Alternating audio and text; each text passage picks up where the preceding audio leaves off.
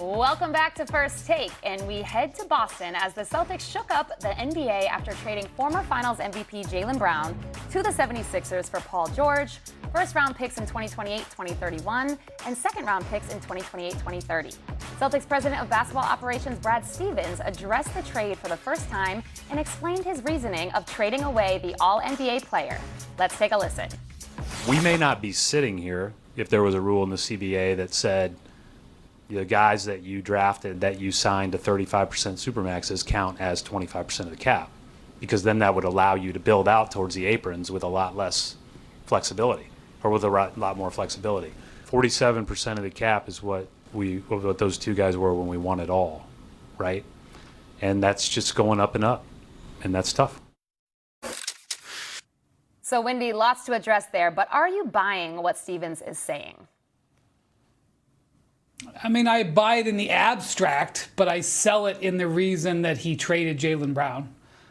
He's correct that the apron rules have changed the way teams have to think, but I don't. The case that Brad Stevens presented for the reasons he traded Jaylen Brown was not compelling. Okay, he said a lot of words. He was very respectful. He tried to be humble, saying maybe this will work out, maybe this won't work out. You don't trade Jaylen Brown if you're on the fence. You don't trade Jaylen Brown if internally you don't have a compelling case. He just doesn't want to present that case because he doesn't want to be disrespectful to a player who was a Finals MVP for them.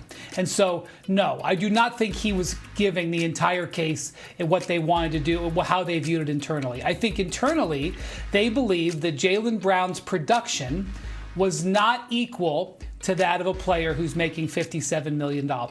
And yes, not only did they pay him that money, they did it of their own volition, but they traded for him for a player who makes $54 million. So it's not even a strong case when you put it that way. And the reporters called him out on that. And he said, you know what? You're right. They do make the same amount of money. And so this is why it's complicated. It's complicated and nuanced.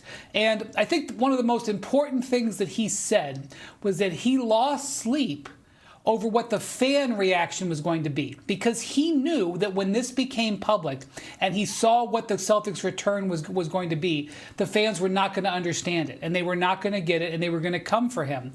And he knew that he wasn't going to be able to articulate that Jaylen Brown, despite being an All-NBA player, despite being finals MVP and MVP regular season contender this last year, didn't compute to being worth $57 million for the Celtics. And he also isn't going to say that he believes that with Jason Tatum and their roster that they have built, that they won't take a step backwards, that they may win as many games next year because of how they may distribute their responsibilities on their team to players who earn less. He's not going to say all of those things, but I believe that's what led him to that decision, and I just believe he doesn't want to say it out loud like that. I'm tired of giving Brad Stevens the benefit of the doubt here. I mean, you go out there and what he said makes sense. Again, the second apron makes it tough to build a team around two superstars like that. It makes perfect sense. We all know this. But it does not help when your owner comes out a few minutes later and says this was not a money issue.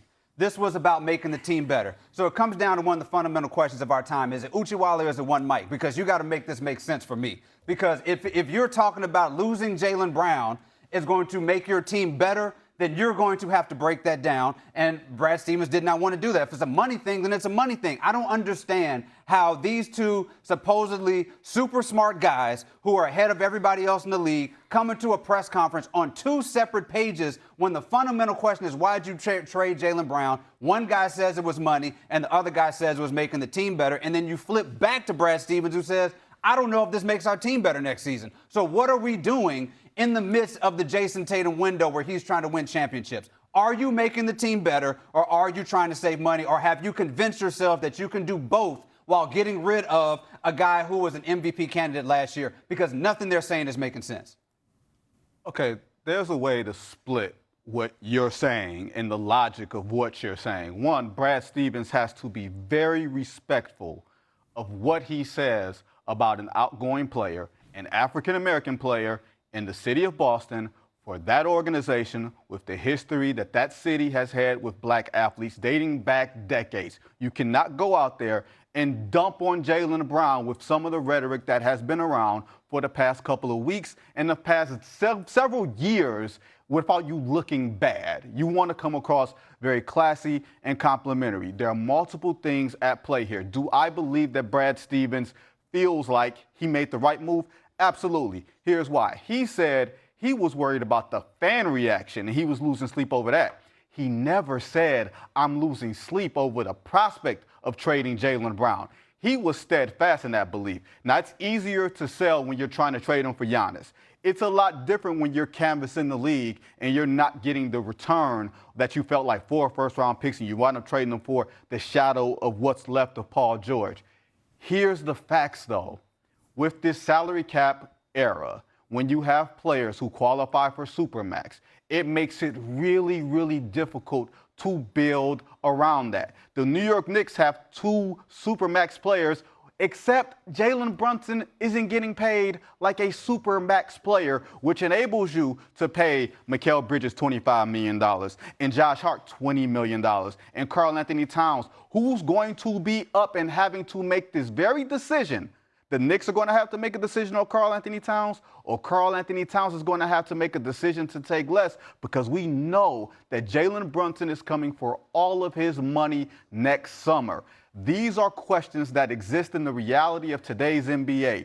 You have very small windows to get things done because financially you have to make very difficult decisions regarding homegrown talent because they're going to get more expensive as they go on. And from a basketball standpoint, they're different players, but they do different things. And if you're looking at how much money Jaylen Brown is quote unquote worth to the Celtics, everything that he does well, the Celtics can say, we got something better at that at home called Jason Tatum, and we're paying you the same thing. So how can we better allocate our salary, redistribute the salary that we have? It's no disrespect to Jaylen Brown, but Jason Tatum was a top 6 MVP candidate the last 4 years.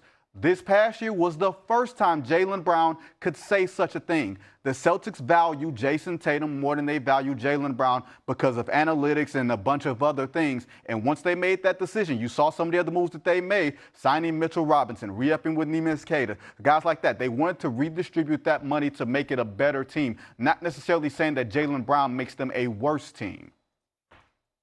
Yeah, Wendy, I think that the word that... David, Go ahead.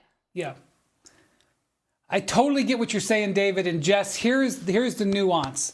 And before I say this, I'm not saying this is the way I view it. I'm saying this is the way I believe the Celtics view it, okay? You look at a player like Peyton Pritchard. Peyton Pritchard earns $7 million. He earns $50 million less than Jaylen Brown. $50 million less than Jaylen Brown. You look at what Peyton Pritchard contributes, okay? Then you look at what a player like Baylor Shireman contributes, and you look at what a player like Jordan Walsh contributes, and a player like Hugo Gonzalez. And I know nobody sitting in the 10th row at the Celtics is ever going to say to you that any of those players are better than Jaylen Brown. But put together, their value, their production relative to their salary is more valuable. Now, not better, valuable, okay? And then so then you may say, well, wait a minute. You trade for Paul George. How in the world can you possibly say Paul George at $54 million can compare to the value at all of Jaylen Brown? And Brad Stevens got asked this question, and he talked about optionality. Let me explain to you what he means by that. Paul George is going to play this next season, and if he has a good season with the Celtics, which they believe he will, they can then trade him. They do not have to give him a contract extension that will make him untradeable. In the case of Jaylen Brown, the Celtics believed that Jaylen Brown was going to be seeking a contract extension this summer. And if they gave him that extension, that not only did they think they were not getting $57 million in value out of him, but then he would have become untradeable. And so they believe that getting Paul George, who sometime this season or maybe next summer, plus the 2 draft assets is a better value than having Jaylen Brown. And I know that is a tough thing to sell. And it wasn't something that you had to do in the NBA 3-4 years ago before these aprons. And the 76ers are not going that way. The 76ers have 3 players in Jaylen Brown, Joel Embiid, and Tyrese Maxey who make 95% of the cap. That is the thinking that the Celtics are running away from. They're running the other direction. So maybe the 76ers will end up being right. But I'm just trying to explain how the Celtics look at it. I get you. You just got to do it now. Like you have planted your flag on this is the method to win a championship, right? And what Vinny was saying about you can't go out there and disrespect Jaylen Brown, I get all of that. But part of what they were doing, making it clear that they were not being what felt truthful in that moment, feels even more disrespectful. It feels like you are saying something like without saying what we already know. Is what you decided to move on from this guy because of all the reasons that Wendy said, because you feel like your team is better with that stuff redistributed. Now you got to go do it. Now you have to go out there with Jason Tatum coming off of trying to make his first full year off of a torn Achilles, trying to figure out how to win with these guys that you say now are having an opportunity to be better. If you think Peyton Pritchard is going to be the second coming of Jalen Brunson or Derek White is going to learn how to shoot threes again this season and you're going to get more from Baylor Scheinman, you have to go out there and do it, and you have to stand on it. Yeah. It feels like after that press conference, there are more questions and more speculation than even before. But we are going to move on from that, but sticking with the NBA. So much more coming up on First Take. The King is still deciding where his next throne will reside.